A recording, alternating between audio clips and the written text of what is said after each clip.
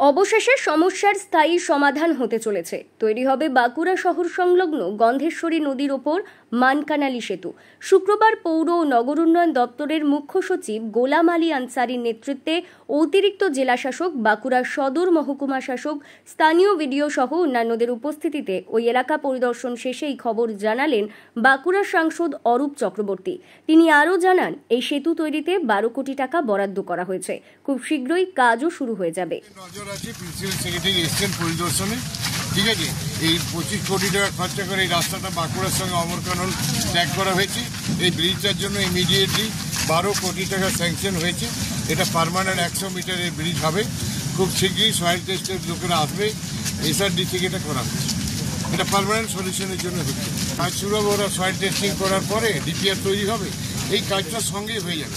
আমাদের 25 কোটি টাকা যে কাজটা হচ্ছে অমরকানল টু আপনার বাঁকুড়া, সোনাদোয়া টু সোনাদুর, এইটার সঙ্গে এই ব্রিজটা একসঙ্গে করে দেওয়া অত্যন্ত জরুরি, অত্যন্ত জরুরি। এবং এই নদীটা পরিষ্কার করা জরুরি। আজকে আমি মন্ত্রীর সঙ্গে দুর্গাপুরে দেখা হয়েছে, বলেছি এটাও খুব জরুরি।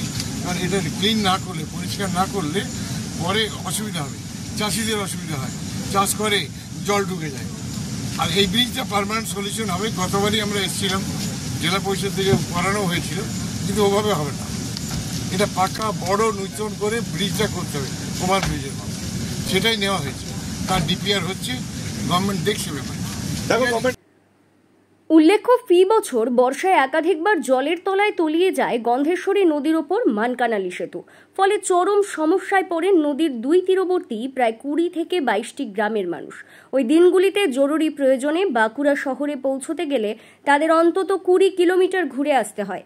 এই অবস্থায় বারবার সেতু সমস্যার স্থায়ী সমাধানের দাবিতে সরব হয়েছিলেন ওই এলাকার মানুষ। তবে এবার দুর্ভোগের দিন শেষ হতে চলেছে, এমনটাই আশা করছেন তারা বলে জানিয়েছেন।